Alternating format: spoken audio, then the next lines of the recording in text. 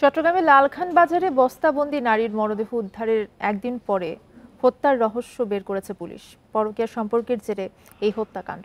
এ ঘটনায় একজনকে গ্রেফতার করা হয়েছে। দুপুরে চট্টগ্রামের পাহাড়তলীতে সংবাদ সম্মেলনে পিবিআই জানায়, ভুক্তভোগী নারী জ্যোৎস্না এবং আসামি নয়ন বড়ুয়া একই কারখানায় কাজ করতেন।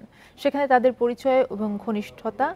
কয়েক মাস ধরে আসামিকে ধর্মান্তরিত হয়ে বিয়ের জন্য চাপ দেয় জ্যোৎস্না। এ নিয়ে তাদের মধ্যে গত 22 মার্চ বিবাদের এক পর্যায়ে জ্যোৎস্নাকে শ্বাসরোধে হত্যা করে নয়ন। পরে মরদেহ বস্তাবন্দি করে লালখান বাজার উড়াল সড়কের নিচে ফেলে যায়। আসামি নয়ন বড়ুয়াকে গ্রেফতার দেখিয়ে আদালতে পাঠানো হয়েছে। এই ঈদে জামা জুতো অ্যাকসেসরিজের ডিসকাউন্ট।